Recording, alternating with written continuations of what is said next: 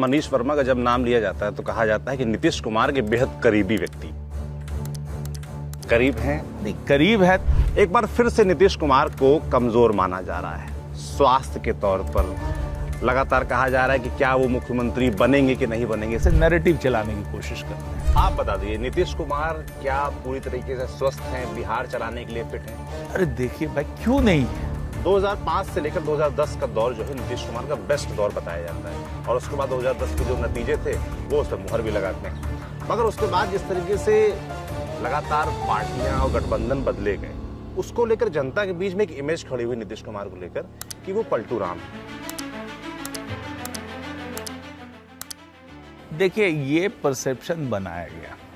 मगर अब 101 जब हुआ तो जानकारों ने कहा कि अब जेडीयू बिहार में बड़ा भाई नहीं रहेगा। राजद का विपक्ष का हमला रहता है, वो हमेशा ये दिखाने की कोशिश करते हैं कि भाई भाजपा और जदयू में ठीक नहीं चल रहा है। अमित शाह ने भी साफ कहा कि दिल्ली में मोदी जी का और यहाँ पर नीतीश जी का, इन सीटों पे कोई वैकेंसी नहीं। ललन सिंह का भी बयान आया, विधायक दल तय करेगा कि मुख्यमंत्री कौन होगा। अब आपकी पार्टी के नेता कंफ्यूजन क्रिएट कर रहे हैं। नहीं, बिहार का एक बड़ा इलाका है जो हर साल बाढ़ से प्रभावित रहता है। परमानेंट सोल्यूशन क्यों नहीं निकल रहा? लाखों की आबादी है जो हर साल प्रभावित होती है कोसी बाढ़ की वजह से। मैं IIT दिल्ली से सिविल इंजीनियरिंग पढ़ा हूँ और जानता हूँ कि क्या होता है, कैसे होता है। अब एजुकेशन पे बात कर लेते हैं। मैं पटना यूनिवर्सिटी गया, जो सबसे बड़ी यूनिवर्सिटी मानी जाती है भाई बिहार में, सबसे रिनोन्ड है। इतना बुरा हाल था कि आप समझिए क्लास बोर्ड में बोर्ड टूटे हुए हैं। ये बोर्ड चलता है क्या? प्रयास तो उस समय नीतीश जी ने स्वयं भी किया था। एजुकेशन में एक मुद्दा ये पेपर लीक का भी है कि जो जॉब्स आती हैं उसमें जो पेपर लीक होते हैं, देरी होती है। बच्चों के लगातार हमने पटना में प्रदर्शन देखे हैं। ये ना हो, ये कलंक की तरह है ना सरकार। नहीं, अगर ये अब उसको फांसी की सजा तो दे नहीं सकते हैं ना कि चोरी किया किसी ने। तो छात्रों का भविष्य अगर गाँव पे नहीं। हेल्थ की बात कर लेते हैं। हेल्थ इंफ्रास्ट्रक्चर को लेकर बड़ी शिकायतें मुझे मिली। DMCH में गया, PMCH को लेकर बड़ी शिकायतें थी, वहाँ हम नहीं जा पाए। और मैं दरभंगा मेडिकल कॉलेज गया। आपको मैं बताऊं, ICU में जो ICU का बोर्ड होता है वो तार के सहारे लटका हुआ था। भयानक गंदगी थी। तो इसकी शिकायतें आप तक नहीं पहुंचती? नहीं, एकदम पहुंचती है। उसमें सुधार के लिए काम भी किए जाते हैं। ब्लॉक लेवल पर भ्रष्टाचार बहुत शिकायतें आ रही हैं। कार्रवाई भी होती है और जहाँ भी पता चलता है कि फलना जो अधिकारी है भ्रष्टाचारी है या कहीं से कंप्लेंट आता है, उस पर हम लोग विजिलेंस का जांच भी कराते हैं। मगर कई जगह पीने के पानी में शिकायतें आती है कि आर्सेनिक है। यदि आप कहीं गए हैं, शिकायत मिली है, आप हम डिटेल दें, हम उसको जरूर जांच करवा के उसको फिर से करेक्ट कराएंगे। तो आप सिविल इंजीनियर क्योंकि रहे, तो इसलिए मैं आपसे पूछना चाहता हूँ कि बिहार में पुल इतने क्यों गिरते? इस तरह का जहाँ जहाँ भी होता है वो कार्रवाई भी होती है। राजगीर इलाके में क्या शानदार काम किया, वहाँ आप रोड्स देखिए, इंफ्रास्ट्रक्चर देखिए, जाकर अच्छा लगता है कि ये भी बिहार का पार्ट है। पर वही हम जब रोहतास जाते हैं, कैमूर जाते हैं, वहाँ भी मुझे बड़ी संभावनाएं दिखती हैं टूरिज्म के लिहाज से। इन जगहों पर काम क्यों नहीं? तो मुझे लोगों ने कहा कि ये CM सिटी नहीं है इसलिए काम नहीं हो रहा है। ऐसा है? नहीं, ऐसी बात नहीं है। सबसे बड़ा मुद्दा, अगर आप बिहार का सबसे बड़ा मुद्दा किसी से पूछेंगे, कहीं भी पूछेंगे, तो वो है पलायन, रोजगार, इंडस्ट्री। क्योंकि हम जब नौजवानों से पूछते हैं कि सरकारी नौकरी क्यों चाहिए, तो वो कहते हैं भाई यहाँ ऑप्शन क्या है, प्राइवेट प्लेयर्स उतने हैं नहीं। तमाम जगह IT पार्क स्टैब्लिश करने की कोशिश की गई, मगर जो प्राइवेट प्लेयर्स हैं, इंडस्ट्री जो उनको लगानी चाहिए वो आए नहीं। IT पार्क खाली पड़े हैं। उसको लेकर क्या प्लान है? देखिए, ये जो है ना, वो पलायन की जो समस्या है, दैट इज बेसिकली कि हम लोग की इकोनॉमी इतनी स्ट्रेंथन नहीं है कि तो क्यों ना माना जाए कि बिहार में शराबबंदी फेल है? देखिए, ये कोई भी लॉ है, लॉ तो बना हुआ है सब चीज का। मर्डर का लॉ है, किडनैपिंग का लॉ है। कैसे नेता लगते हैं आपको प्रशांत किशोर? प्रशांत किशोर हम तो रणनीतिकार के तौर पे जानते हैं, हमारी पार्टी से भी पहले जुड़े रहे। न्यूज पिंच के इंटरव्यू में उन्होंने लिख के दिया कि नीतीश कुमार अगले मुख्यमंत्री बिहार के नहीं बनने जा रहे हैं। अब देखिए, ये उनकी समझ है। अब तो उन्होंने कहा है ना भाई कि 25 सीटें क्रॉस नहीं की। मैंने भी सुना है कि 25 सीटें से ज्यादा आ जाएगी तो राजनीति छोड़ देंगे। ये भी उन्होंने स्टेटमेंट दिया है। अब कहाँ ज्यादा दिन की बात है, 14 तारीख की बात है, देख लेते हैं। 14 तारीख को जब नतीजे अगर NDA के पक्ष में आते हैं तो क्या ये तय है कि नीतीश कुमार ही मुख्यमंत्री पद की शपथ लेंगे, या भी खेल बाकी है?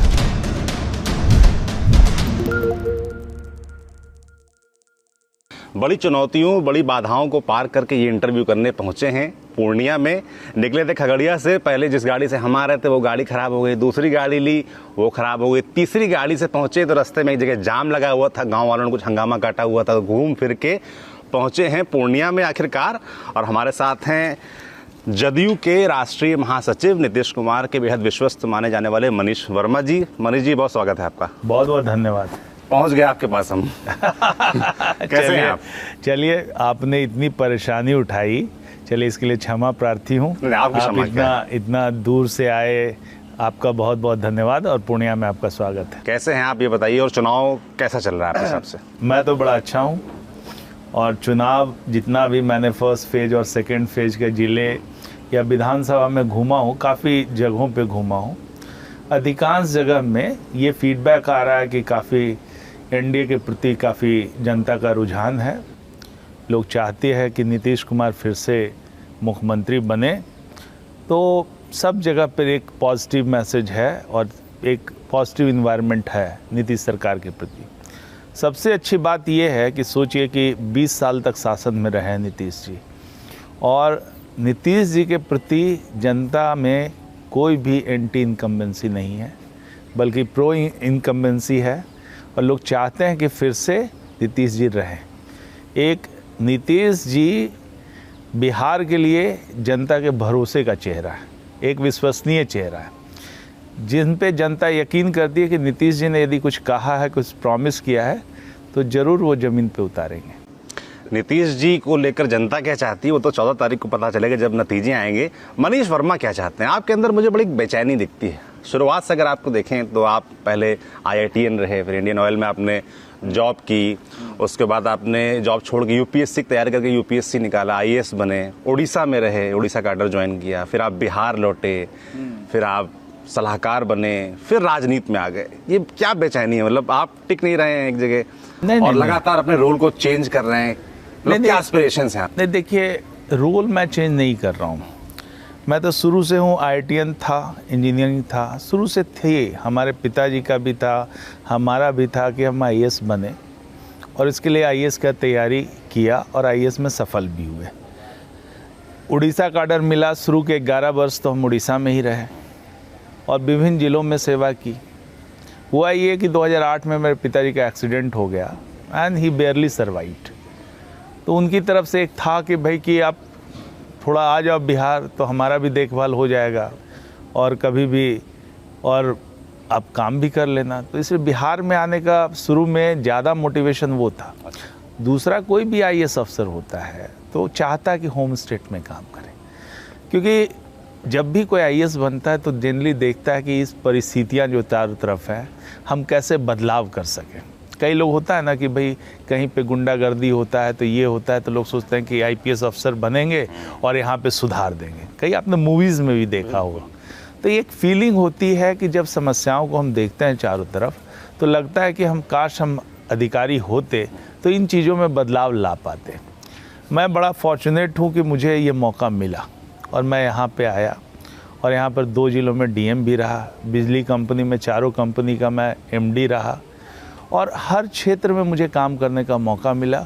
और अंत में 2016 में जब मुझे सचिव के रूप में प्रमोट किया गया, तो माननीय मुख्यमंत्री का सचिव बनाया गया, और वहाँ से करीब करीब लगभग सभी डिपार्टमेंट में मुझे मॉनिटरिंग करने का, पॉलिसी बनाने का, सब तरह का डेवलपमेंट का गाइड करने का एक वहाँ पर एक अपॉर्चुनिटी मिली।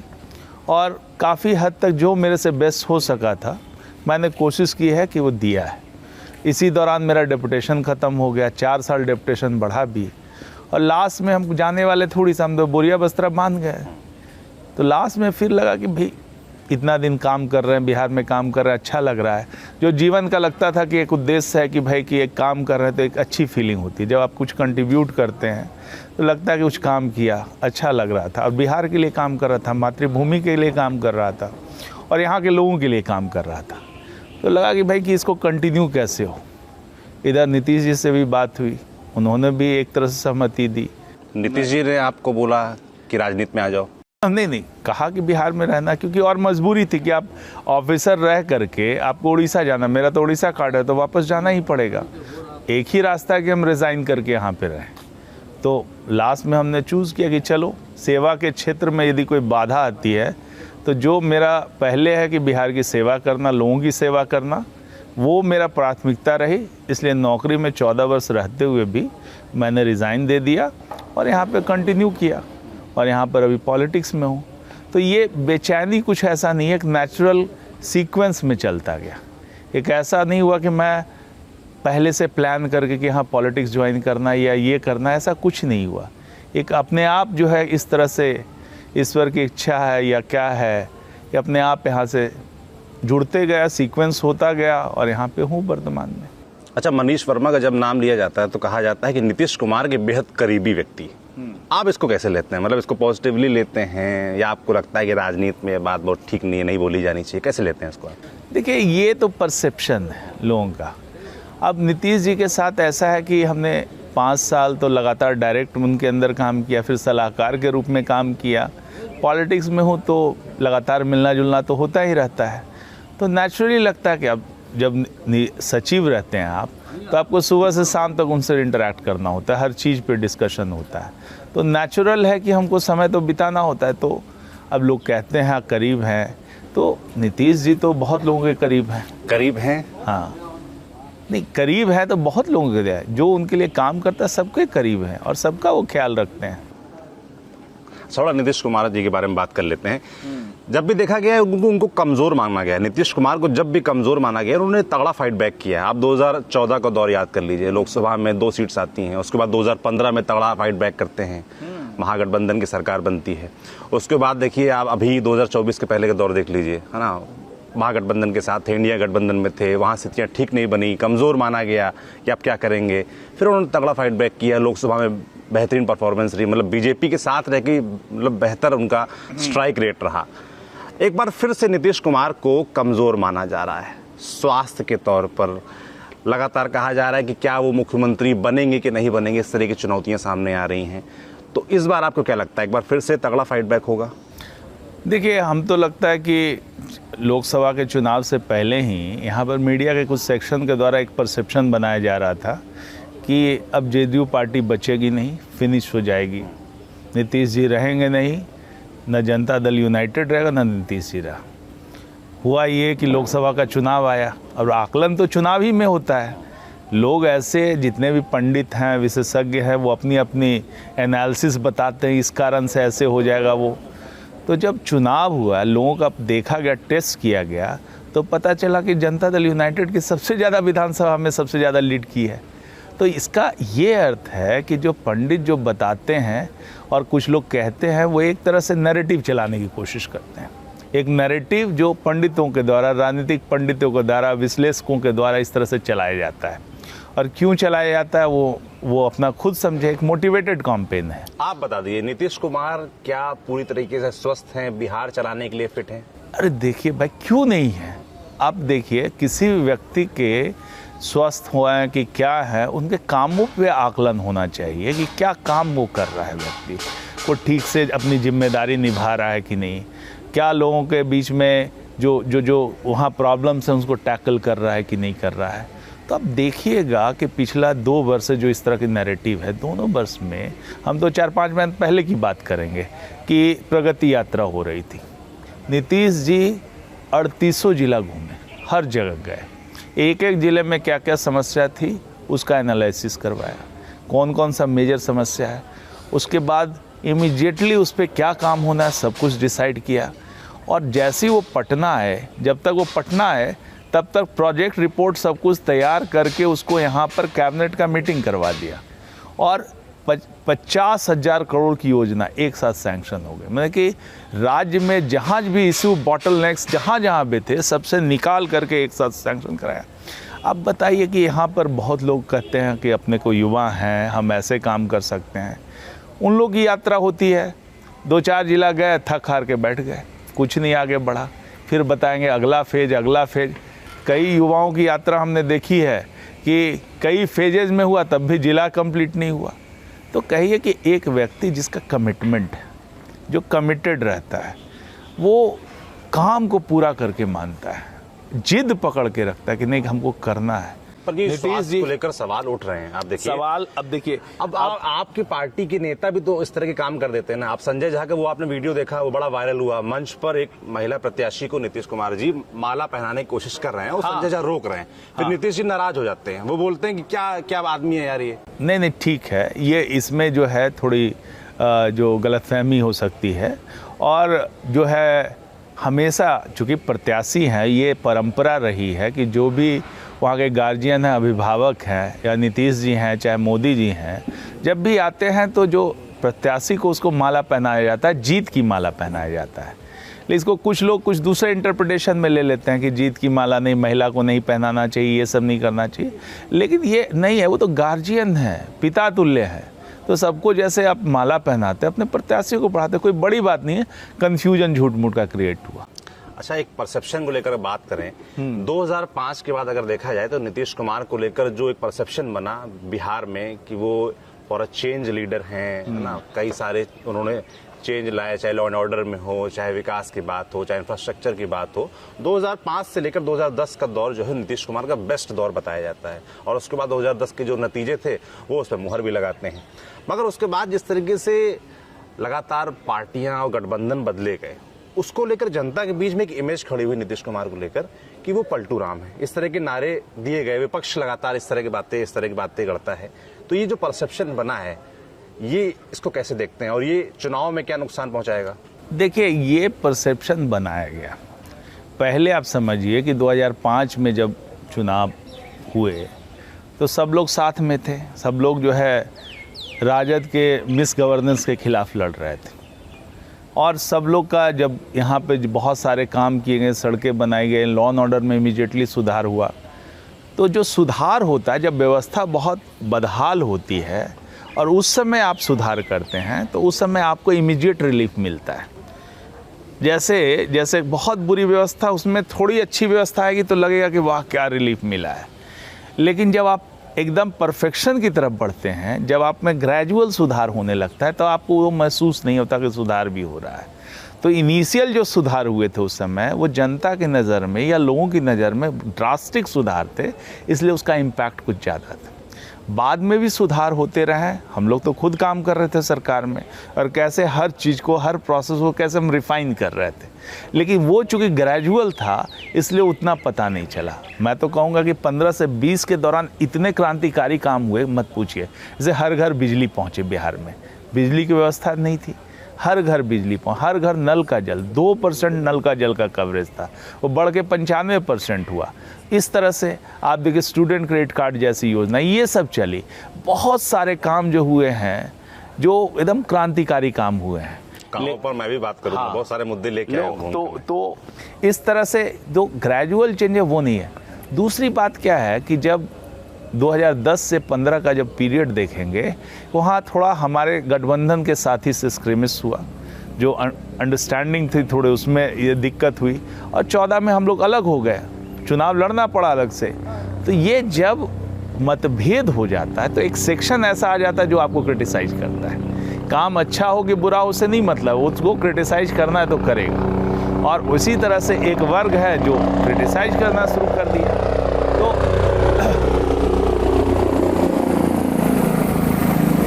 फिर गठबंधन का ये है, 2015 में गठबंधन चेंज हुआ, तो सचमुच जो वर्ग मेरे साथ था पहले से, वो क्रिटिसाइज करेगा। अब भाजपा हम लोग के साथ में थी, वो बाहर में हम लोग के अलग है, तो नेचुरल है कि क्रिटिसाइज करेंगे। तो ये हमेशा रहता है। फिर उसके बाद चलिए हम लोग देखें कि भाई पॉसिबल नहीं हो रहा है, तो पॉलिटिकल रियलिटी के अनुसार हमको एडजस्टमेंट करना पड़ा। लेकिन देखिए कि नीतीश जी हमेशा नीतियों से चलते हैं। नाम नीतीश है और नीति से चलना काम है, नीति के इश्क। तो जो पॉलिसी उन्होंने बनाई, उस पॉलिसी को उन्होंने कंटिन्यू रखा। अब महागठबंधन में सब चीजें ठीक हैं, क्योंकि सर महागठबंधन कह रहा हूँ, आपका जो गठबंधन है, एनडीए गठबंधन है, एकदम उसमें सब चीजें ठीक है। क्योंकि एकदम जब सीटों के बंटवारे की बात आई, तो जिस तरीके का एपिसोड देखा गया कि प्रेस कॉन्फ्रेंस नहीं होती है, 101 सीटें मिलती हैं बीजेपी और जेडीयू को बराबर। माना जाता था कि जैसे एक वक्त में महाराष्ट्र में होता था कि शिवसेना बड़ा भाई होती, तो वैसे बिहार में जेडीयू बड़ा भाई होती थी। मगर अब 101 जब हुआ, तो जानकारों ने कहा कि अब जेडीयू बिहार में बड़ा भाई नहीं रह गया। देखिए ये 101 हो गया, 102 हो गया, एक सीट से कोई बड़ा भाई और छोटा भाई होता नहीं है, ये सिम्बॉलिज्म है, ठीक है ना। क्योंकि इसमें गठबंधन में 5 साथी हैं और पांचों का अपना अपना वो कोशिश, हर दल का चाहता है कि उसको अधिक सीटें मिलें, हर कोशिश यही रहती है। और जब आप देखेंगे कि हमारा परफॉर्मेंस 2015 में भी लड़े तो हम लोग भी उसी तरह से 101 पे लड़े थे, तो उस समय ये बात नहीं उठी थी। राजद और हम लोग जब लड़े थे तो 101 पे ही लड़े थे, और उसमें जितनी सीटें आई तो उस समय किसी ने ये नहीं कहा बड़ा भाई और छोटा भाई। बाद में जो चुनाव के रिजल्ट हुए अलग बात है, लेकिन यहाँ पर एक राजद का विपक्ष का हमला रहता है।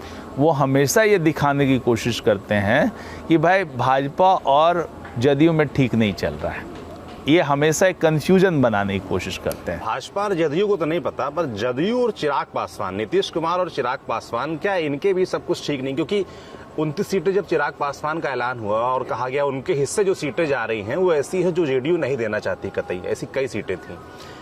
देखिए ये इसमें हमको लगता है कि मीडिया में काफ़ी कंफ्यूजन हुआ है। जो सीटें फाइनल आई वो बात करके आई, जो बाहर में अनाउंस हुई ऑफिशियली जिसमें, वो तो एक ही बार हुआ है। लेकिन पहले क्या हो गया, बीच में काफ़ी इस तरह का बीच में काफ़ी कन्फ्यूजन चला है, मीडिया में काफ़ी कंट्रोवर्सी हुई है। लेकिन जहाँ तक हमारी सीटें हैं, हमारी सीटें तो एकदम स्पष्ट है कि जिन सीटों में हम लोगों ने क्लेम किया था वो सीटें सारी हमारी रही हैं। और एक बार जो तय हो गया कि हाँ भाई सीटें हमारी 101, 29 और 6 रहेगी, तो उसी के अनुसार चला है। सीटें तय हुई थी और डिलिब्रेट हुआ था ये चीज़, तो ऐसा नहीं है कि सब कुछ सहमति के साथ ही हुआ। और हमेशा कोशिश रहती है, सब लोग चाहते हैं कि अच्छी से अच्छी सीट रहे, कोई भी दल चाहेगा कि वो अच्छा परफॉर्म करे, उसका परफॉर्मेंस अच्छा हो। ये नेचुरल है डेमोक्रेसी में या किसी भी कॉम्पिटिटिव पॉलिटिक्स में, नेचुरल है, हर रोज चाहेगा। उसमें नेगोशिएशन होता है। और हम ही को देखिए भाई कि हम लोगों ने एक सीट छोड़ी, तारापुर में हमने छोड़ा अपना सीट, विनिंग सीट, तो कहलगांव में बीजेपी भी छोड़ा। तो ये गिव एंड टेक का प्रोसेस है कि जहाँ भी होता है तो उसमें हमेशा गिव एंड टेक करना पड़ता है। कोई भी एब्सोल्युटली विन या किसी को साइडलाइन, जब तक विन नहीं होगा तब तक गठबंधन सक्सेसफुल नहीं होगा। अब देखिए महागठबंधन का आपस में है, एक दूसरे को ही काटना चाह रहे हैं। अब देखिए उसमें पहले क्या हुआ कि तेजस्वी यादव जी और जो हैं दूसरा आपके मुकेश सहनी जी अपने को एक सीएम का कैंडिडेट बताए और एक डिप्टी सीएम का कैंडिडेट बताए।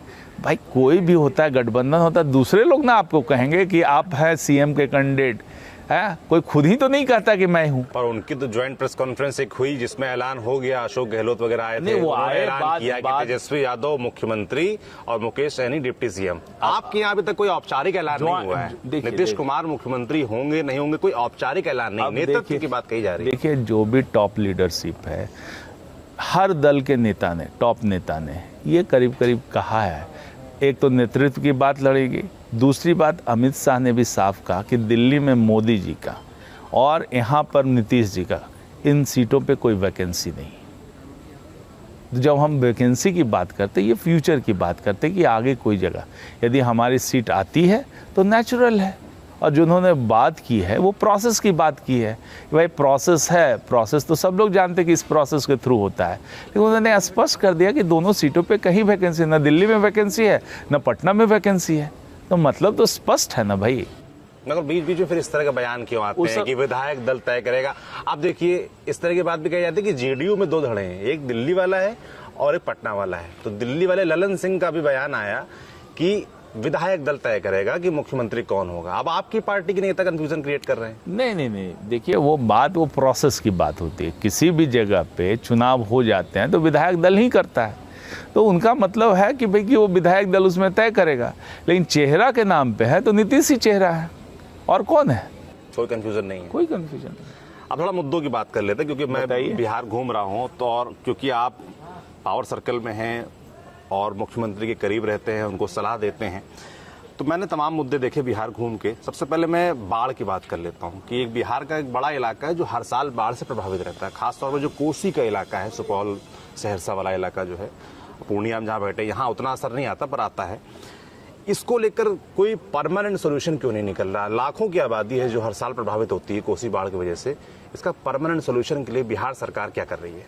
देखिए भाई, इसमें जो है परमानेंट सॉल्यूशन क्या होता है? परमानेंट सॉल्यूशन तो है बाढ़ को रेगुलेट करना। जो परमानेंट सॉल्यूशन है वो है बाढ़ को रेगुलेट करना। मैं IIT दिल्ली से सिविल इंजीनियरिंग पढ़ा हूँ और जानता हूँ कि क्या होता है, कैसे होता है। इस मुद्दे पे मैंने विभिन्न नेताओं के बयान सुने हैं। सब लोग एक मतलब कि इस तरह के जाल में उलझा के रखना चाहते हैं कि ऐसे हो जाएगा। कई लोग जो बात करते हैं कि भाई कि ऐसे है, वाटर ग्रिड बना देंगे, नॉर्थ साउथ को कनेक्ट कर देंगे, तो हाइपोथेटिकल चीज़ों पे भी बात होती है। तो देखिए, बाढ़ जब आती है तो आती है ऐसा कि खाली ग्रिड बनाने से नहीं होगा। सपोज दैट कि जब नॉर्थ बिहार में आप बाढ़ का पैटर्न देखेंगे तो बारिश होती है तो पूरे के पूरे क्षेत्र में बारिश हो जाती है और सभी नदियों में एक साथ बाढ़ आ जाती है। आप ग्रिड भी बनाएंगे तो यहाँ से वाटर कहाँ ट्रांसफ़र करेंगे? जब दोनों जगह बाढ़ है तो कैसे ट्रांसफ़र करेंगे? तो ये है जो बाढ़ का है, एक इंटरनेशनल मुद्दा है और इस पे पहले से भी काम होना चाहिए। ये गलत बात है कि इतने दिनों से जो नेपाल सरकार से सहयोग मिलना चाहिए वो, क्योंकि जब तक बाढ़ को कंट्रोल करना है तो आप क्या करते हैं कि डिस्चार्ज को डिले करते हैं। बाढ़ को रेगुलेट करने का मतलब कि जैसे आप पीक फ्लो जो है नदी में जो ज़्यादा पानी आता है उसको आप डिक्रीज़ कर दें, तब तक टेम्परली आप कहीं स्टोर करते हैं, इसलिए डैम का कॉन्सेप्ट आता है। तो कोसी में हाई लेवल डैम वो बनना था, उसमें अभी भी प्रयास हो रहा है और केंद्र सरकार भी प्रयास कर रही है। केंद्र में आपकी सरकार है? नहीं, केंद्र में समय से है, आप सहयोगी हैं। हाँ, एकदम बात है, प्रधानमंत्री नहीं, एकदम बात है। नरेंद्र मोदी से क्यों नहीं कहते कि नेपाल से बात करिए, हर साल मेरे नहीं, देश के लोग अब देखिए, ये बात तो है, नेपाल में खुद ही गवर्नमेंट अनस्टेबल है। ये मुद्दे पे अभी बात तो होनी है और हो भी रही है। नहीं, लंबे समय से अटका पड़ा है।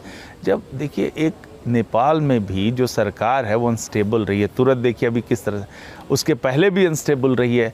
तो कोई जैसे मीनिंगफुल डायलॉग जो है, बहुत अच्छा मीनिंगफुल डायलॉग हो नहीं पा रहा है। लेकिन मुझे लगता है कि इसमें और प्रयास करके जब तक हम उससे केंद्र में हाई लेवल डैम की बात नहीं करेंगे तो बाढ़ को रेगुलेट करना मुश्किल है। बाढ़ को आप नीचे में प्लेन में ला करके आप रेगुलेट नहीं कर सकते हैं। एक तो रेगुलेट करने की बात है, दूसरा जो कॉन्सेप्ट है कि आप बाढ़ को कैसे एक तटबंध बना दीजिए, कि तटबंध बना दीजिए। लेकिन तटबंध भी बनाने से वो भी दिक्कत आती है कि सिल्ट आपको नहीं जाएगा, पूरे प्लेन में नहीं फैलेगा। बल्कि मैं कहूँगा कि थोड़ी बाढ़ अच्छी है। जब बाढ़ में क्या होता है, बेसिन ऐसे इस शेप का होता है, जैसे ही पानी ज़्यादा आएगा तो बड़ा एरिया कवर करेगा, लेकिन वो डिक्रीज भी जल्दी करता है, फैलेगा और डिक्रीज भी करेगा, तुरंत उसको ले लेगा। लेकिन फैलने से क्या होता है, सिल्ट डिस्ट्रीब्यूट हो जाता है और जो फ्लड प्लेन्स हैं उसकी प्रोडक्टिविटी का मेन रीज़न होता है कि जो नरिशमेंट जो आता है हिल्स से और वहाँ से, उसके कारण वहाँ पे रिप्लेनिश भी कर जाता है। जब आप पूरा बांध बना के सब कुछ रोक लेते हैं तो सॉइल की प्रोडक्टिविटी भी बहुत ख़त्म हो जाती है। तो कई जगह पे हमने देखा जाता है कि रेगुलेट भी करना चाहिए और कई जगह फैलने भी देना चाहिए।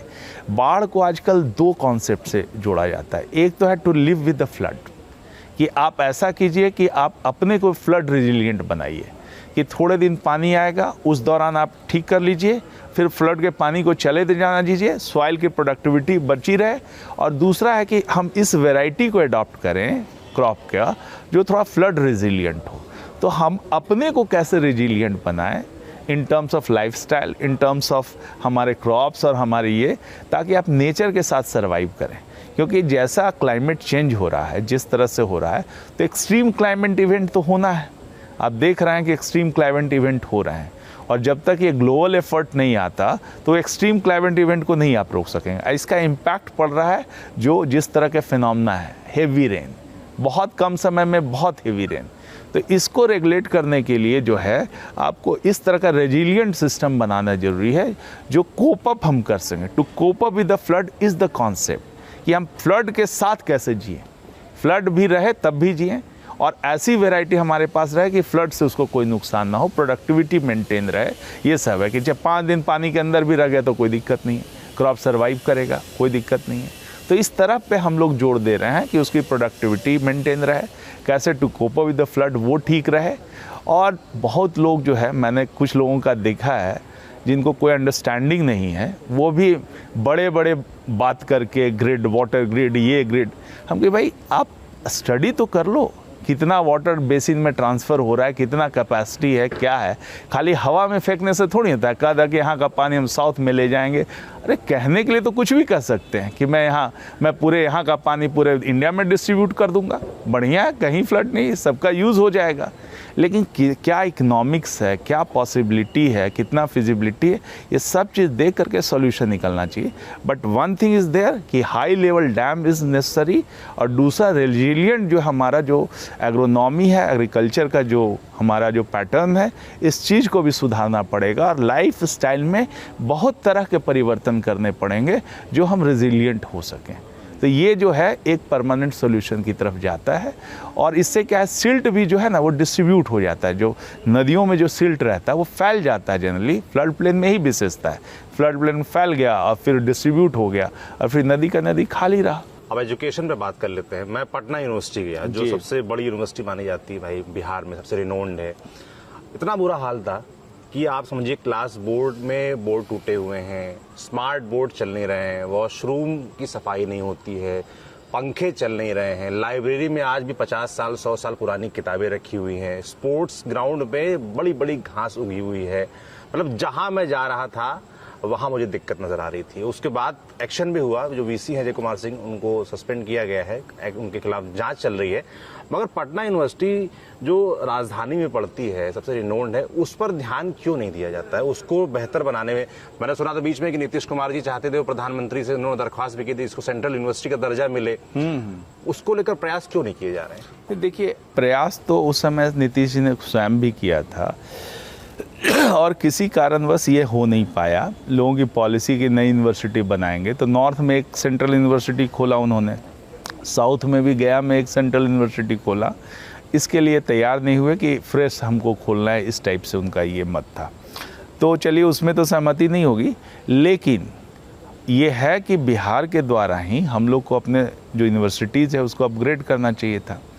होता थोड़ा डाइकॉटमी रहती है, राज्य सरकार है जो हम लोग का स्टैट्यूट है, पावर्स मैक्सिमम जो है वो आप जानते हैं कि गवर्नर्स के पास आता है, एडमिनिस्ट्रेटिव पावर्स ये रहता है, तो थोड़ा सा डाइकॉटमी रहता है कि रिसोर्स तो हम लोग प्रोवाइड करते हैं बट एडमिनिस्ट्रेशन जो रहता है वो जनरली अदर मतलब कि गवर्नर हाउस से संचालित होता है, तो थोड़ा बहुत कन्फ्यूजन क्रिएट होता है, तो थोड़ा सा उसमें दिक्कत है। मुझे लगता है कि बेहतर समन्वय के साथ एडिक्वेट रिसोर्सेज को पंप करने से ये सारी दिक्कतें को हम लोग दूर कर सकते हैं। फोकस वे में काम करेंगे तो ये दिक्कतें दूर हो जाएगी। एजुकेशन में एक मुद्दा ये पेपर लीक का भी है। जो जॉब्स आती हैं उसमें जो पेपर लीक होते हैं, देरी होती है, बच्चों के लगातार हमने पटना में प्रदर्शन देखे हैं, ये ना हो, ये कलंक की तरह है मैं सरकार के ऊपर। अगर क्योंकि बच्चे सरकार की तरफ देखते हैं, है ना, तमाम चीजें हो रही हैं, बेहतर हो रही हैं, मगर जब जॉब्स की बात आती है, क्योंकि बिहार में जॉब और पलायन एक बड़ा मुद्दा है, वो आपको भी सुनने को मिलता होगा, उसको रोकने के तरीके यही कि इंडस्ट्री आए, जॉब क्रिएशन हो, जो सरकारी जॉब्स हैं वो ठीक से लोगों को मिल जाए। सही बात है। आपने जो कहा कि ये जो पेपर लीक का मुद्दा है, ये सचमुच सीरियस मुद्दा था। आप इमेजिन कीजिए कि 2016 की या 17 की बात है, एक फोटोग्राफ लीक हुआ था जिसमें 3 मंजिला छत पे लोग चोरी करा रहे थे, गार्जियन, और वो पूरे देश में या विदेशों में भी सर्कुलेट हुआ, तो ये एक धब्बा बना। लेकिन उसके बाद से बिहार विद्यालय समिति में हम लोग ने तरह तरह के सुधार करवाए और आज हालत ये है कि वन ऑफ द बेस्ट विद्यालय समिति हमारी है। कई राज्यों के विद्यालय समिति के लोग आए यहाँ स्टडी करने के लिए, और आज तो देखिए हम लोग का रिज़ल्ट सबसे पहले पब्लिश होता है। चोरी चकारी जो है वो करीब करीब बंद हो गई है। तो हर तरह से उस मुद्दे पे ये किया गया, ठीक है। और जैसे जैसे देखिए ये क्या है ना कि टेक्नोलॉजी जैसे जैसे इन्फ्यूज़न होता है वैसे वैसे तरीके भी बदलते जाते हैं। जैसे व्हाट्सअप आ गया, पहले अब देखिए इस तरह से होता नहीं था कि पेपर लिया, व्हाट्सअप कर दिया, बाहर सर्कुलेट हो गया, लीक हो गया तुरंत। बाहर में चारों तरफ सर्कुलेट होने में कितना टाइम लगता है, ग्रुप में डाल दीजिए, कहीं भी डाल दीजिए। तो टेक्नोलॉजी जैसे इंप्रूव करती है तरीके बदल जाते हैं और उसको काम तो सरकार का है, नहीं पुलिस का है, पुलिस भी तो एडवांस हुई है। तो इसीलिए एडवांस हुई है, तो ये हमेशा चूहे बिल्ली का खेल चलते रहता है और हमेशा देखिए नया नया टेक्नोलॉजी टेक्निक लगा करके कुछ चोरी करते हैं, विफल किया जाता है। फिर सख्ती क्यों नहीं की जाती कि कोई हिम्मत ही ना करे? देखिए आपके कानून में आप उसको फांसी की सजा तो दे नहीं सकते हैं ना कि चोरी किया किसी ने, तो छात्रों का भविष्य अगर दांव पे नहीं आप तो ऐसी चीजों में क्यों नहीं एकदम सख्तम नहीं, कितना भी हैं वो कभी भी चोरी करने में कोई भी बहुत जो हार्श कैपिटल पनिशमेंट आप नहीं दे सकते हैं, ये कोई भी मानने के लिए तैयार नहीं होगा, न जुडिशरी मानेगी न कुछ भी। इस तरह के प्रोविज़न करेंगे ड्रैकोनियन माना जाएगा। तो जहाँ भी होता है जो भी प्रावधान है उनको सज़ा दिलाई जाती है, लेकिन इन लोग का जो चोरी का नेचर जो है, जैसे चोरों का एक ख़ास नेचर होता है, बाइक चोरी वाले बाइक ही चोरी करेंगे, जो शटर काटते हैं वो शटर ही काटेंगे, जो एग्ज़ाम में चोरी कराते हैं वो एग्ज़ाम में ही चोरी कराएंगे। वो जाते हैं, फिर है कि हम लोग को पूरी उस पर नज़र रखनी चाहिए और रखती भी है पुलिस, और उसको बराबर मॉनिटरिंग और उसको करते रहना चाहिए कि ये हमेशा जो है ना, ये मेंटेनेंस का काम है हमेशा। अब देखिए सेंट्रल गवर्नमेंट में भी आए, एनटीए में, उससे भी देखिए वहाँ से भी ये एग्ज़ाम को कैंसिल करना पड़ा। तो चाहे हमारी संस्था हो चाहे केंद्र की संस्था हो, सभी जगह पे ये चैलेंजेज हैं और इसको जूझने के लिए तैयारी रहती है। लेकिन एक बात देखिए, सरकार का इंटेंशन क्लियर है। कहीं भी हमको पता चला कि भाई कि ये लीक हो गया या कुछ हो गया, हमने तुरंत कैंसिल करके फिर से एग्ज़ाम कराया और फिर से अच्छा एग्ज़ाम कराने की कोशिश। आप सोचिए कि 2,54,000 टीचरों की बहाली हुई है, इतना बड़े पैमाने पे हुई है। कहीं पे आप सुने कि भाई कि यहाँ पे पैसा लेकर के कुछ करा दिया। नॉर्मली फेयर एग्ज़ाम हुआ है सब जगह पे। बहुत राज्यों में एग्ज़ाम होते हैं, बहुत जगह बहुत शिकायतें आती है, लेकिन बिहार में इतने बड़े पैमाने पे मुझे लगता है कि जितना करीब 10 लाख के करीब एम्प्लॉयमेंट हमने दिया, इतने 5 साल में इतना बड़े पैमाने पे वैकेंसी करके उसको एग्ज़ाम लेना, जब नंबर ऑफ़ एग्ज़ाम्स भी बढ़ जाते हैं तो उसको चैलेंजेज भी बढ़ते हैं, और करके हम लोगों ने सक्सेसफुली किया है। कहीं थोड़ा बहुत यदि गलती हुआ है तो उसको सुधार किया गया है। तो इस चैलेंज को हमेशा निपटने के लिए हम लोग नए नए तरीके ढूंढते रहते हैं, और मुझे लगता है कि हमेशा राज्य सरकार का इंटेंशन बहुत क्लियर है कि हम लोग इस सब चीज़ को बर्दाश्त नहीं करते। पिछली बार भी जब हुआ था, लालकेश्वर जी उस समय थे चेयरमैन, उनको तुरंत सस्पेंड किया, जेल भेजा गया था। तो सरकार की तरफ से कोई इंटेंशन में या प्योरिटी में कमी नहीं है। ये होता है तो किसी की बदमाशी से होता है तो उसको करेक्ट करते हैं हम लोग। बिल्कुल, हेल्थ की बात कर लेते हैं। हेल्थ इंफ्रास्ट्रक्चर को लेकर बड़ी शिकायतें मुझे मिली। डीएमसीएच में गया, पीएमसीएच को लेकर बड़ी शिकायतें थी, वहां हम नहीं जा पाए, पर मैं दरभंगा मेडिकल कॉलेज गया। आपको मैं बताऊं, आईसीयू में जो आईसीयू का बोर्ड होता है वो तार के सहारे लटका हुआ था। भयानक गंदगी थी। लोग शिकायत कर रहे थे कि दवाइयां उनको ज्यादातर बाहर से खरीदनी पड़ती हैं, जो जांचें होती हैं वो ज्यादातर बाहर से करानी पड़ती हैं। बाहर जब मैंने बात की तो पता चला कि एक कॉकस क्रिएट किया गया है कि डीएमसीएच को चलने नहीं देना। बाहर प्राइवेट प्रैक्टिशनर्स की बड़ी भीड़ है और वहां जाते हैं, 900 रुपए 1200 रुपए फीस है। तो इसकी शिकायतें आप तक नहीं पहुंचती है? नहीं, एकदम पहुंचती है और उसमें सुधार के लिए काम भी किए जाते हैं। लेकिन जो आपने जा करके देखा, ग्राउंड रिपोर्ट देखी, तो मैं आपकी बात से जो है, आप चूँकि कह रहे हैं तो यकीन करना चाहूँगा। लेकिन जितनी सरकार की तरफ से कोशिश हुई है कि आप देखिए कि हॉस्पिटल में मैक्सिमम लोगों को दवाइयाँ मिले। आप हमारे पीएचसी में भी चले जाएं तो आपको दवाइयाँ मिलते दिखेगी, इवन आंगनवाड़ी सेंटर में भी दवाएँ मिलेंगी। लेकिन जो कहीं पे यदि दिक्कत है तो पर्टिकुलर यदि वहाँ के अधिकारी काम नहीं कर रहे हैं तो उनकी जांच करके कार्रवाई होगी और सिस्टम को सुधारने का प्रयास किया जाए। ब्यूरोक्रेट रहे हैं तो आपको पता है कि चैनल कैसे काम करता है, कैसे फीडबैक आता है, तो आप लोगों तक यदि फीडबैक लेने का क्या जरिया है? जैसे मैं एजुकेशन में शिकायतें बता रहा हूँ, या मैंने सुना कि ब्लॉक लेवल पर भ्रष्टाचार बहुत शिकायतें आ रही हैं कि हर चीज का, अगर आपको रजिस्ट्री करानी है, आय प्रमाण पत्र बनाना है, जाति प्रमाण पत्र बनाना है, हर चीज का पैसा लिया जाता है। मतलब ये चीज सर्वविदित है, सबको पता है, पर बात कोई नहीं करता, उन पर कोई एक्शन भी नहीं होता। एक्का दुक्का कोई एक्शन हो जाए। ये जो चीजें बड़ी नॉर्मलाइज कर दी गई हैं, ये आप तक फीडबैक आते हैं इस तरह के? नहीं, फीडबैक आता है, कार्रवाई भी होती है, और जहाँ भी पता चलता है कि फलना जो अधिकारी है भ्रष्टाचारी है या कहीं से कंप्लेंट आता है, उस पर हम लोग विजिलेंस का जांच भी कराते हैं, सब जगह करा के उस पर कार्रवाइयाँ भी होती है। लेकिन चूंकि एक तरह से माहौल बन गया है और जितना हमको लगता है कि और कार्रवाइयाँ इस पे और करनी पड़ेगी, एक माहौल डिटरेंस का तो ज़रूर रहता है कि भाई कि कोई भी होगा पकड़ा गया तो हम तो सीएम के पास रहते थे, इतनी सारी कार्रवाइयों की फाइल आती थी, इतने लोग बर्खास्त हुए, मैंने कई लोग बर्खास्त हुए। मैंने तो जब भी देखा कि कोई बर्खास्तगी की फाइल आई है, सीएम ने कुछ नहीं आके साइन कर दिया है, जिसको सीधा बर्खास्त किया है नौकरी से। इतना डिटरेंस के बाद भी लोग हिम्मत करते हैं, ये बड़ा आश्चर्य की बात है। तो मुझे लगता है कि और इसमें और तेज़ी से इसमें कार्रवाई करने की ज़रूरत है और हम लोग को और वॉचफुल रहने की। जैसे आप कह रहे हैं कि हर घर नल और जल पहुंचाने की जो बात है, योजना है, मुझे टंकियां दिखती हैं ज़्यादातर जगह गाँव में, मैं घूमता हूँ, उस पर मुझे दिखता है कि नहीं वाकई काम हुआ है। मगर कई जगह पीने के पानी में वो शिकायतें आती है कि आर्सेनिक है ना। कई जगह आप देखिए, आप बेगूसराय में देख लीजिए, आप कैमूर की तरफ देख लीजिए, कई जगह शिकायतें आती हैं कि लोगों को कैंसर हो रहा है। इस तरह की शिकायतें आ रही हैं।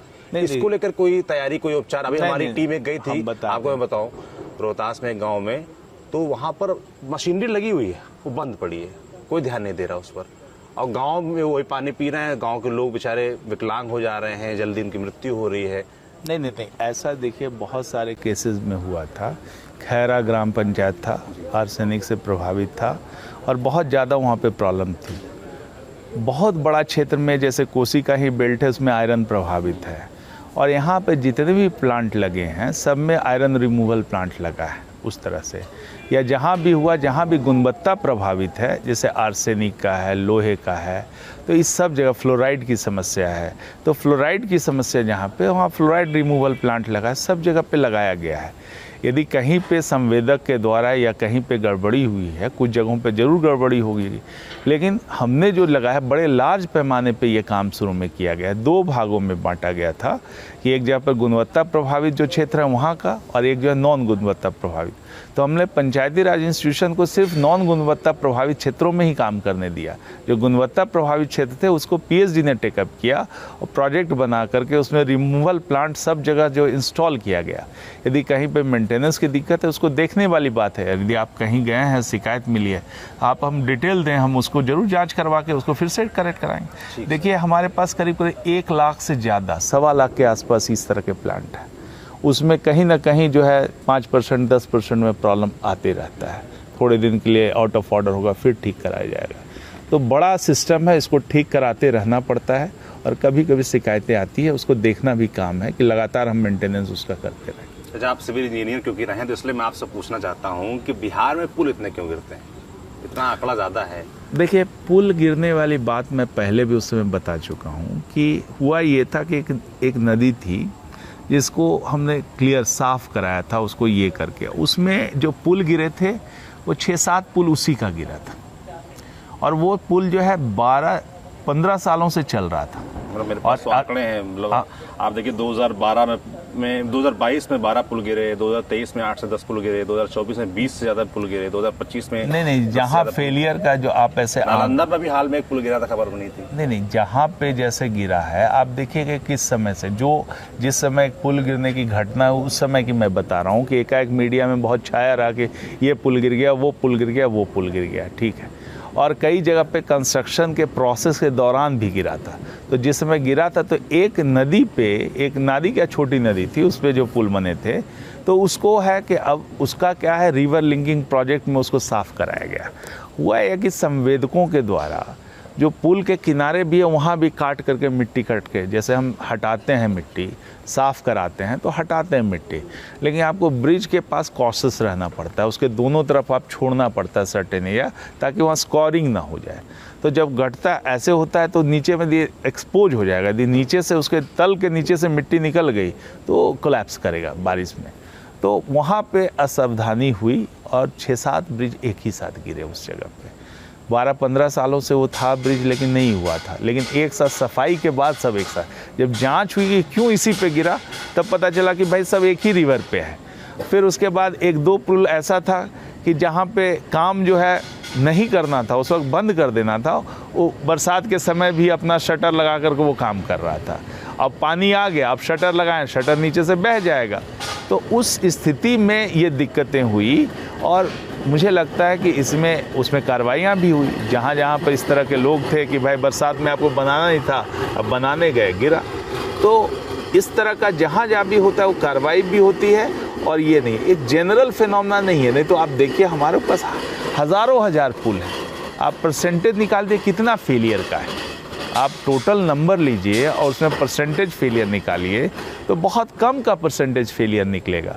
लेकिन जब एक साथ कई घटनाएं जो जैसे उस समय 6-7 पुल एक साथ गिरे, तो वो थोड़ा हाईलाइटेड हो जाता है कि क्यों हुआ। रीजन्स बाद में समझ में आता है, लेकिन क्या होता है, एक गिरा उसका दूसरा गिरा तो उसको भी मीडिया बहुत ये दिखाएगी कि भाई कि ये भी गिरा, वो भी गिरा। अरे आप थोड़ा सा एनालिसिस बुद्धि लगाइए, जांच कीजिए, उसको इन्वेस्टिगेट कीजिए, तब आपको पता चलेगा कि क्या कारण हुआ। ऐसे जनरली इतने सैकड़ों पुल, हज़ारों पुल हैं बिहार में, कहाँ गिरते हैं? हर जगह तो नहीं गिरता है। तो एक भी नहीं चाहिए ना। हाँ, देखिए ऐसा नहीं है, फेलियर होगा, परसेंटेज कोई भी कितना भी हो, कुछ भी होगा तो कुछ ना कुछ फेलियर का केसेस होगा, डिफेक्ट्स आ जाते हैं, तरह तरह की चीज़ें होती हैं। नेचर है, नेचर के खिलाफ आपने कितना एज्यूम किया है।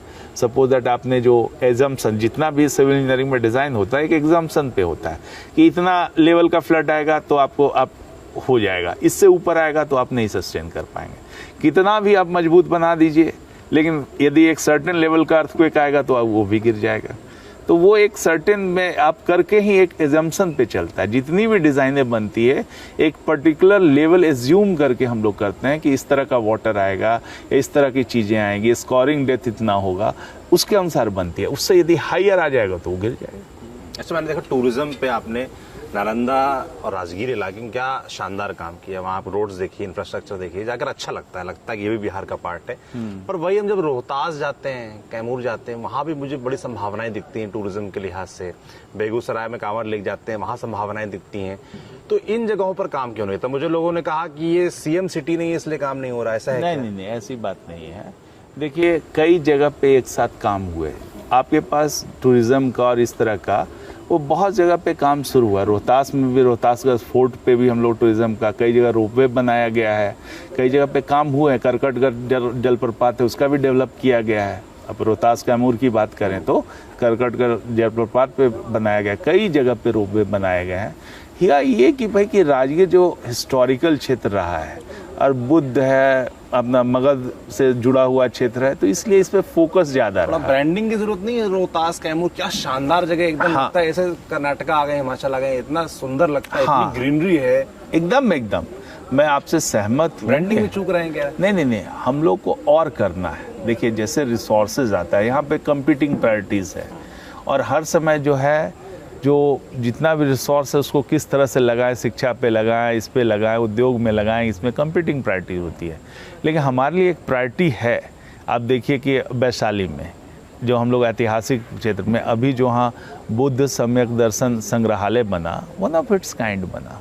हमको नहीं लगता कि भारत में इस तरह से जो बना है वो अद्भुत चीज़ बना है। कई है, बापू टावर बना पटना में, वो भी हिस्टोरिकल बना है। आप देखिए पटना साइंस सिटी बना है, ये भी अपने आप में एक अद्भुत है। बिहार संग्रहालय अद्भुत है। तो हिस्ट्री से जुड़ चुकी हमारा बहुत ऐतिहासिक और कल्चरली समृद्ध प्रदेश रहा है। बिहार जो है सभ्यता का केंद्र एक समय रहा है। भारत की सभ्यता कहेंगे तो एक तरह से केंद्र रहा है। तो एक वक्त बिहार का जो इतिहास रहा है वही देश का इतिहास है। यहीं से आप समझिए कि जितना अखंड भारत की बात होती है उस वहाँ का शासन बिहार से चलता था, पटना से चलता था। आप बर्मा तक ले लीजिए, उधर ले लीजिए, गांधार तक, पर्सिया तक चले जाते हैं, वहाँ तक आपका शासन था। नीचे में श्रीलंका तक आपका शासन था। तो इतना बड़ा क्षेत्र में जब कोई टेक्नोलॉजी नहीं थी तब इतना बड़ा चलता था। तो ये है इम्पॉर्टेंस, हिस्टोरिकल है। तो हिस्ट्री को भी हम प्रिजर्व करना चाहते हैं, उसको भी हम शोकेस करना चाहते हैं। उसके साथ साथ नेचुरल जो है यहाँ पर रिसोर्सेज हैं उसको भी शोकेस करना चाहते हैं। बिहार का अपना नेचुरल ब्यूटी है। तो धीरे धीरे कई मानते हैं इसमें और काम करने की जरूरत है। एकदम काम करने की। अभी हम लोगों ने मतलब कि समझिए कि कुछ ही एक्सप्लोर किया, अभी बहुत काम है। जितने हिस्टोरिकल साइट हैं वो अभी और डेवलप होने की ज़रूरत है और कर रहे हैं। ऐसा है कि प्रोसेस में कई जगह पे क्या होता है कि एएसआई के अंतर्गत रहता है तो आपके हाथ बंधे होते हैं। हम चाहते भी कि राज्य सरकार से उसको डेवलप करा दें तो नहीं है, क्योंकि एएसआई के अंतर्गत है और वहाँ लिमिटेड फंड है, बहुत सीक्वेंशियली बहुत ये होता है। तो चाह करके भी कई बार हम लोग नहीं कर पाते हैं। हम लोग तो चाहते हैं कि जितने भी हिस्टोरिकल साइट है वो डेवलप हो जाए, ताकि एक तरह से हिस्टोरिकल सर्किट बन जाए और लोग जो आएँ तो पूरा उस समय की सभ्यता को सब जगह पे देखें। राजा विशालगढ़ का किला देखें, केसरिया का स्तूप है उसको बढ़िया से देखें। सब जगह पे जो जो चीज़ें हिस्टोरिकली और कई जगह पर खुदाई होनी बाकी है वहाँ पे खुदाई हो, वो सब चीज़ देखें। तो एक तरह से हिस्टोरिकल है, दूसरा नेचुरल ब्यूटीज़ है, उस पर भी देखें। तो बहुत सारा सबसे बड़ा मुद्दा, अगर आप बिहार का सबसे बड़ा मुद्दा किसी से पूछेंगे, कहीं भी पूछेंगे, तो वो है पलायन, रोजगार, इंडस्ट्री। क्योंकि हम जब नौजवानों से पूछते हैं कि सरकारी नौकरी क्यों चाहिए तो वो कहते हैं भाई यहाँ ऑप्शन क्या है, प्राइवेट प्लेयर्स उतने हैं नहीं। तमाम जगह आईटी पार्क स्टैब्लिश करने की कोशिश की गई, मगर जो प्राइवेट प्लेयर्स हैं, इंडस्ट्री जो उनको लगानी चाहिए वो आए नहीं, आईटी पार्क खाली पड़े हैं। उसको लेकर क्या प्लान है? उसको लेकर क्या आपको लगता है कि कहीं ना कहीं चूक हुई है? नहीं, चूक व्यवस्था बनाई गई पर व्यवस्था को इम्प्लीमेंट नहीं करा पाए। नहीं, वैसी बात नहीं है। देखिए, ये जो है ना वो पलायन की जो समस्या है दैट इज बेसिकली कि हम लोग की इकॉनमी इतनी स्ट्रेंथन नहीं है कि जो हम लोग एब्जॉर्ब कर लें या इतना हमारी इकॉनमी एम्प्लॉयमेंट जनरेट नहीं करें। पलायन जो बेसिकली है वो उसको हम डायरेक्टली कर सकते हैं कि जितना हमको डेवलप होना चाहिए, जितना हमारा पॉपुलेशन है उसको हम एब्जॉर्ब नहीं कर रहे हैं अपनी इकॉनमी में। तो आप देखिए कि जब इकॉनमी की हालत आपकी बदहाल है, तो जब खुद ही जब 2005 की बात करें तो हमारा 1 लाख के करोड़ के आसपास था हमारा GSDP। उससे पहले जो 15 साल हैं 0% growth rate, 2.5% growth rate average, यही सब है। और उससे पहले भी देख रहे हैं तो हम डिसिलरेट कर रहे हैं। तो जितनी भी सरकारें रही हैं बहुत हद तक कई नीतियां उस समय की जिम्मेदार रही हैं कि जो इस हिसाब से इंडस्ट्रियल ग्रोथ होना चाहिए वो नहीं हुआ। आप देखिए कि टाटा का जो है बिहार में जो टाटा लगा प्लांट वो स्वतंत्रता के पहले लगा। उसके बाद से जो फ्रेट इक्वलाइजेशन की पॉलिसी 1952 में लागू कर दी। फ्रेट इक्वलाइजेशन में क्या है कि आपको देश में कहीं भी आपको खनिज चाहिए, कोयला चाहिए, सब जगह आपको उसी रेट में मिलेगा। तो कोई आदमी बिहार क्यों आएगा? तो जितनी भी इंडस्ट्री जहाँ पे थी वो कंटिन्यू कर गई और बल्कि हुआ कि वहीं पे और फलने फूलने लगी। और ये पॉलिसी आपका 1992 तक चला, बहुत लंबे समय तक चला। बाद में ये डिसकंटिन्यू किया गया। तब तक क्या हुआ कि जो बिहार को ज्योग्राफिकल एडवांटेज थे, मिनरल यहाँ पे थे, उसका लाभ नहीं मिला। अदरवाइज़ क्या टाटा यहाँ आकर के क्यों लगाते प्लांट? यहाँ लगाया, उसके बाद कहाँ स्टील की फैक्ट्री लगी है कोई दूसरी? बोकारो पब्लिक सेक्टर में। तो वहाँ पर उसके बाद प्राइवेट सेक्टर का जो इन्वेस्टमेंट है वो ख़त्म हो गया, जो इस पॉलिसी के कारण। जिसको है सब जगह पे वहाँ कच्चा माल उसी रेट पे मिल रहा है तो उसी जगह लगना शुरू हो गया। बिहार में कैसे आएगा प्राइवेट इन्वेस्टमेंट? प्राइवेट अब बताते हैं। देखिए, बिहार का वो एक मिनरल वाला जो कॉम्पिटिटिव एडवांटेज था वो हम लोग लूज़ कर गए। उस समय ये लूज़ कर गए जो हमको बहुत घाटा हुआ। और इसके कारण जिस लेवल का उद्योग हमको चाहिए था, आयरन का, कोल बेस था, पावर प्लांट थे, ये सब उतना नहीं हुआ जितना होना चाहिए था। दूसरी जब बात आई कि आप जब उसके बाद जो जिस तरह का प्रशासन रहा, जिस तरह की प्रायोरिटी, इन्वेस्टमेंट जो होने चाहिए थे यहाँ पे पब्लिक सेक्टर के द्वारा, तो पर कैपिटा आप इन्वेस्टमेंट की भी बात करें तो बिहार में one of the lowest per capita investment हुआ पूरे पीरियड में। जब पंजाब को कंपेयर करें, चाहे इरिगेशन इंफ्रास्ट्रक्चर में या किसी भी इंफ्रास्ट्रक्चर में जो पब्लिक इन्वेस्टमेंट होना चाहिए वो कम रहा। तो आप देखिए कि हम चौथे नंबर पे थे। 1942 की बात करें तो Bihar were at 4th place. 60-70 आते आते 70 के दशक तक आते आते आप जो है 16वें नंबर पे पहुंच गए। और बाद में और 95-90 आते आते आप लास्ट तक पहुंच गए, लास्ट बर्थ 1। तो ये जो प्रोसेस था 1991 में, जहाँ दूसरे स्टेट लिबरलाइजेशन के कारण बहुत आगे चल रहे थे, हम लोग पीछे भाग रहे थे। और एक तरह से जो इकॉनमी है वो डिसलरेट कर रही थी। यहाँ पे जो लॉ एंड ऑर्डर की समस्या थी, रोड्स खंडम हो गए, सब कुछ। तो एक मैल एडमिनिस्ट्रेशन के कारण जो है पूरी व्यवस्था जो इकॉनमी की, वो इंफ्रास्ट्रक्चर की व्यवस्था वो कोलैप्स कर गई। अब यहाँ से इंडस्ट्री बाहर जा रही थी, आ नहीं रही थी। तो एक बड़ा सा 15 साल का पीरियड है जब अन्य स्टेट लीपफ्रॉग कर रहे थे तो हम लोग नीचे जा रहे थे। और बिहार 2005 में जब नीतीश कुमार को मिला, एनडीए सरकार को मिला, तो उस समय से हमको जो है एक चैलेंज था कि बहुत लो बेस से हमको काम करना शुरू किया। 24,000 करोड़ आपका बजट होता था टोटल का टोटल। पूरी इकॉनमी 1 लाख करोड़ की इकॉनमी थी GSDP में। उसको आप किसी ग्रोथ पे ले जाएं तो पहले हमारा देखिए ग्रोथ रेट है 0%, 2.5%। उसका सीधा हम लोग जब करते हैं काम तो डबल डिजिट में 12%, 14%, इस तरह का हमारा ग्रोथ रेट सब दिन रहा। नेशनल से ज़्यादा रहा सब दिन। लेकिन बेस कम है तो आप कितना भी उछल कूद कीजिए तो उसी बेस पे आपको ग्रो करना पड़ेगा। तो काफ़ी हद तक हम लोगों ने रिकवर किया है और ये डिफरेंशियल बढ़ाना पड़ेगा। पहला चीज़ है इन्वेस्टमेंट इसमें लाना पड़ेगा। और इसीलिए फेवरेबल पॉलिसी बिहार के लिए, जैसे अंडर डेवलप के लिए फेवरेबल पॉलिसी, इन्वेस्टमेंट जितना आप फंड इन्फ्यूज़ करेंगे उसमें जाना पड़ेगा, कैपिटल इन्वेस्टमेंट लाना पड़ेगा। और साथ साथ जो हमारा स्ट्रेंथ है हमारे लोग, जो लोग को हम कितने बढ़िया से ट्रेन करें, कितने अच्छा से उनका स्किल सेट बढ़ाएं ताकि कहीं भी अब्जॉर्ब हो जाए। किसी कंट्री के इकॉनमी में, हमारी इकॉनमी में कहीं भी जाएं, अब जैसे कोई आदमी 10,000 की नौकरी पाता है उसको 20,000 का मिले, स्किल सेट ठीक रहे। तो एक चीज़ हमारा स्किल सेट बढ़ाने का है। और क्वालिटी ऑफ एजुकेशन पे फोकस करने का है, ताकि हम क्वालिटी बढ़ाएं, स्किल सेट बढ़ेगा तो लोगों को अच्छा जॉब मिलेगा, वर्ल्ड मार्केट में उनकी डिमांड होनी चाहिए। और दूसरा है जो हमारे अंडर डेवलप इकॉनमी है, जिसमें बिहार को कॉम्पिटिटिव एडवांटेज है, वैसी इंडस्ट्री में जो लेबर इंटेंसिव हो, उसमें जैसे एपरेल का है, कपड़े का है, इस तरह का हब हमको बनना पड़ेगा और बहुत सारा काम इस तरह से करना पड़ेगा जो high level of employment, low capital investment but high level of employment generation, ये सब चीज़ों पे पूरी पॉलिसी है, उस पर फोकस करना पड़ेगा। तो मुझे लगता है कि हमारी सरकार उस पर काम कर रही है और जो अभी नई इंडस्ट्रियल पॉलिसी, काफ़ी कॉम्पिटिटिव इंडस्ट्रियल पॉलिसी, बहुत इंसेंटिव दिए गए हैं और मुझे लगता है कि आगे 5 वर्षों में काफ़ी अच्छा बिहार का इंडस्ट्रियल ग्रोथ रहेगा, क्योंकि 2018 तक बिजली ही नहीं थी, सब जगह पर बिजली, बिना बिजली के कैसे इंडस्ट्री आएगी। तो आपका इंडस्ट्री कहानी 2018 के बाद से शुरू होती है। उस समय से इथेनॉल का सब बहुत सारे यूनिट लगी, अभी कोका कोला का प्लांट लग रहा है बक्सर में, नावानगर में, आपका गया में इंडस्ट्रियल पार्क बन रहा है। तो जगह जगह पे काम हो रहे हैं, कई जगह सीमेंट फैक्ट्रियाँ खुल रही है, कभी पावर प्लांट लग रहा है।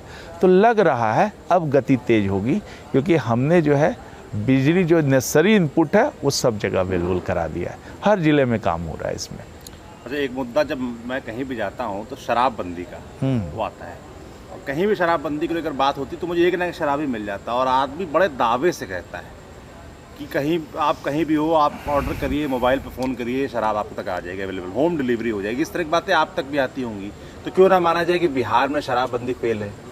देखिए, ये कोई भी लॉ है, लॉ तो बना हुआ है सब चीज़ का, मर्डर का लॉ है, किडनैपिंग का लॉ है। अब बताइए कि देश में कोई ऐसा प्रदेश है कि जहाँ पर वो चीज़ नहीं होता है? लॉ तो सब, तो इसका मतलब नहीं ना कि लॉ फेल है, कोई नहीं कहता, उस पर बात करता है। जब शराबबंदी है, ये भी एक लॉ है जिसको इन्फोर्स करते हैं हम लोग, और लॉ तो सर इससे राजस्व का नुकसान नहीं, राजस्व क्योंकि तमाम, मुझे एक मजदूर मिला बेगूसराय में, वो बोला कि शराब माफिया शराब बेच के फॉर्चूनर ला रहे हैं, 4-4 मंजिल के घर बनवा ले रहे हैं। जितने बॉर्डरिंग आपके स्टेट्स हैं वहाँ पर पूरा व्यापार चलता है तस्करी का, पुलिस इन्वॉल्व, इस तरह की शिकायतें आती हैं। देखिए, कई जगह पे यहाँ पर देखिए हर समय कुछ न कुछ लोग एनिलमेंट होंगे, उस पर कार्रवाइयाँ भी हुई है। पुलिस का भी देखिए तो हर तरह के अफसर पे कार्रवाई हुई है, कई लोगों को नौकरी से बर्खास्त भी किया गया। ऐसा नहीं है, जितनी भी कार्रवाइयाँ हुई, शराब माफिया भी बड़े पैमाने पे शराब जो बेचने वाले हैं उस पर हम लोगों ने फोकस किया, उस पर कार्रवाई हुई है। कार्रवाई में कमी नहीं है, ये नहीं है, लेकिन फिर भी जो है, चूँकि इसमें अपॉर्चुनिटी, इसलिए लोग रिस्क लेते हैं। आप देखिए, लैंसेट एक मैगजीन है, आप उसको रेफ़र कर लें, उसमें भी जो आपका रिसर्च आया है, तो पहले दिया था कि 18% हमारा शराब का बिहार में सर्वे के अनुसार कंजम्पशन था, अब घट करके 7% है। तो हम नहीं कहेंगे 7%, स्टिल पीपल आर कंज्यूमिंग, लेकिन एक बहुत बड़ा वर्ग जो नया जो शराबी बनने वाला था वो सब बच गया है। जो पुराने जो हैं, जो हैबिचुअल हैं, वो कहीं ना कहीं हाई रिस्क ले करके भी कहीं से पी रहा है। ये तो डिमांड एंड सप्लाई का है। आप कहीं भी देखिएगा तो डिमांड एंड सप्लाई में जैसे ही सप्लाई घटती है, डिमांड हाई है, तो प्राइसेस बढ़ते हैं और इस तरह से काम होता है। तो रिस्क ले करके भी लोग करते हैं। मैंने सर एक चीज़ और नोटिस की कि बिहार में शराब को लेकर सख्ती है, इस वजह से सूखा नशे के बड़े कंजम्पशन पर। नहीं, ये आपका गए आप सिरप वाला आप नहीं, वो सब चीज़ें हैं। सूखा नशा का कंजम्पशन नहीं है। लोग कहते थे कि ड्रग्स बढ़ गया है, लेकिन मैं देखता हूं कि झारखंड में भी जो है केसेस वो भी बढ़ रहे हैं।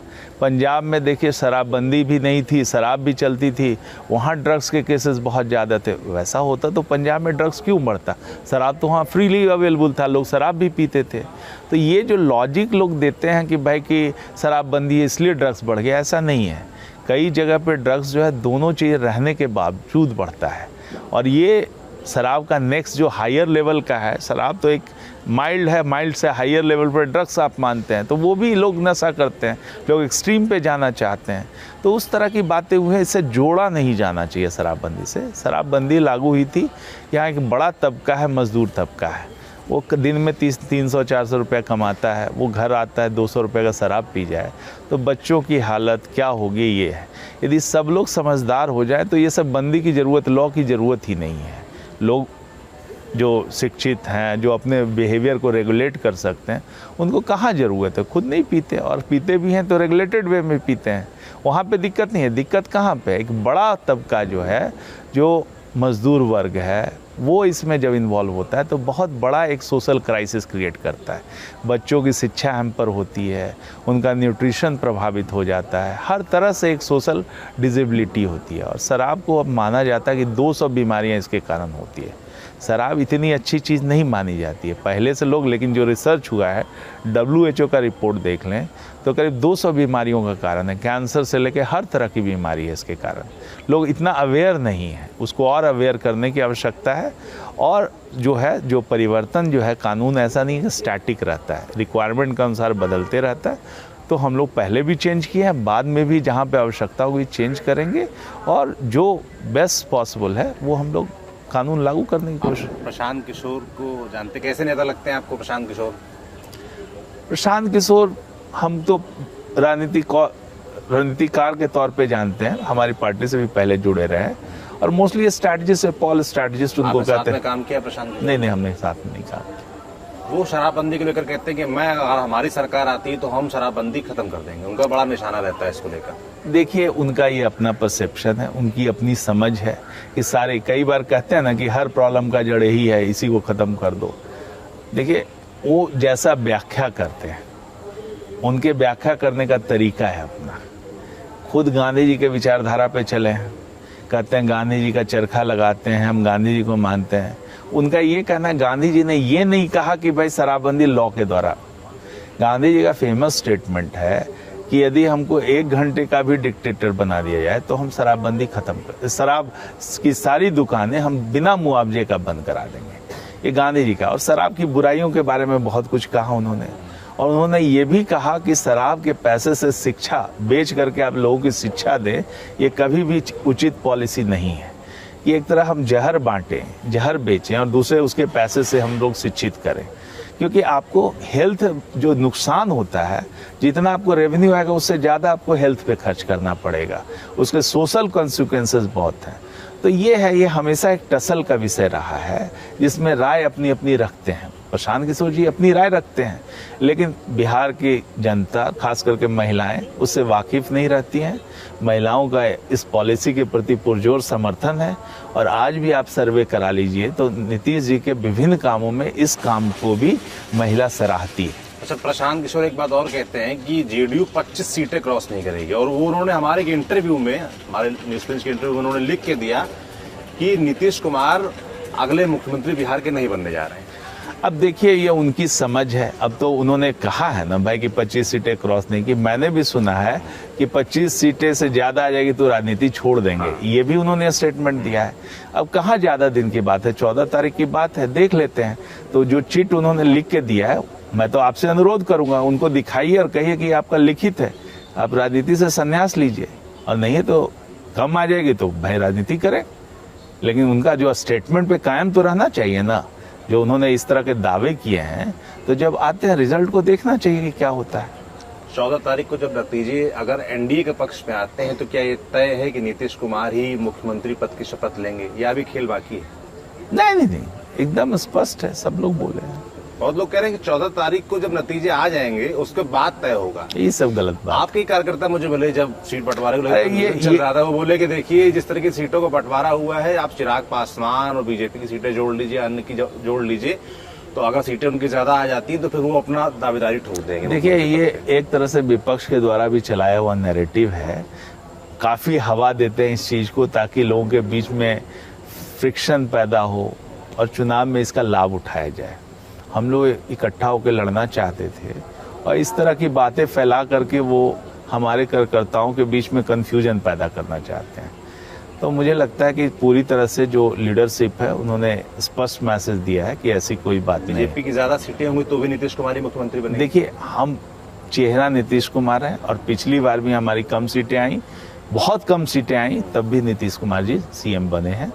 तो मुझे लगता है कि इस बार भी ऐसा ही। आखिरी सवाल, जेडीयू के भविष्य को लेकर बड़े तमाम सवाल खड़े किए जाते हैं, और उस सवाल के बीच जब आपका इंट्रोडक्शन हुआ राजनीति में तो बहुत लोगों ने कहा कि मनीष वर्मा अगले नीतीश कुमार है। इस तरीके से भी आपका मीडिया में बड़े हेडलाइंस चली, आप इसको कैसे देखते हैं? देखिए, ये सब ऐसी प्रोजेक्शन है मीडिया का, कयास है, और मीडिया इस तरह का काम करते रहती है। पहले इस तरीके से आरसीपी सिंह के लिए चलता था। हाँ, तो किसी के लिए भी चलाते रहते हैं। अभी तो हमारा कुछ भी होगा, कोई भी चीज होगा तो मनीष वर्मा लोकसभा जाएंगे, मनीष वर्मा राज्यसभा जाएंगे। अरे भाई, I am not the focus. ऐसा क्यों ऐसा है?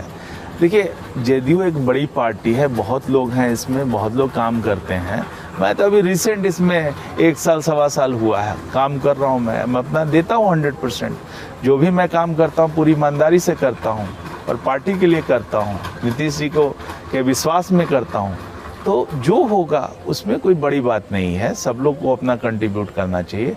और मीडिया इस तरह से कयास लगाते रहती है, इस तरह की खबरें चलाते रहती है, जो उचित भी नहीं है। अच्छा, कयास की आप बात कर रहे हैं तो एक और सवाल पूछ लेता हूं कि अगर जरा भी गुंजाइश रही कि मान लीजिए मुख्यमंत्री को लेकर कुछ लफड़ा होता है, तो क्या तेजस्वी यादव आरजेडी के साथ फिर से नीतीश कुमार नजर आ सकते हैं? देखिए, ये सब हाइपोथेटिकल क्वेश्चन है, ये सब कुछ होने वाला नहीं है। ये सब हाइपोथेटिक्स में क्या जाएंगे, क्या होगा। वैसे तो 50 तरह के सिनेरियो एनालिसिस लोग करते रहते हैं। मैं तो कल ही एक जगह पे अटेंड किया हूँ तो वहाँ पे 10 तरह के सिनेरियो एनालिसिस करते रहते हैं। उसमें कुछ दम नहीं है। सच्चाई ये है कि हम लोग बहुत अच्छे से जीतने जा रहे हैं और बड़ी मजबूती के साथ जनता हमारे साथ है और एनडीए की सरकार बननी तय है और नीतीश जी का मुख्यमंत्री बनना तय है। कोई आंकड़ा बताएंगे हमको, कोई आकलन आपका? आकलन नहीं, देखिए एग्जैक्टली तो हम नहीं कहेंगे, लेकिन कंफर्टेबल मेजॉरिटी से हम लोग रहेंगे। Comfortable majority. बहुत बहुत धन्यवाद इतना समय देने के लिए मनीष जी हमको, और सभी सवालों के जवाब बड़े बेबाकी से, सभी मुद्दों के जवाब बड़े बेबाकी से मनीष जी ने दिए हमको। आपको ये बातचीत कैसी लगी, खासतौर पर जो हमने मुद्दे पूछे और उनके जो जवाब दिए मनीष जी ने, वो आपको कैसे लगे कमेंट बॉक्स में लिखकर जरूर बताएं। बाकी हम लगातार नेताजी लोगों से और जो आपके मुद्दे हैं वो उन तक पहुंचाते रहेंगे, जवाब लेते रहेंगे। आप देखते रहिए हमारी यात्रा चुनाव चढ़लबा। मैं सौरभ हूं, कैमरे के पीछे मेरे साथ मोहित हैं। शुक्रिया।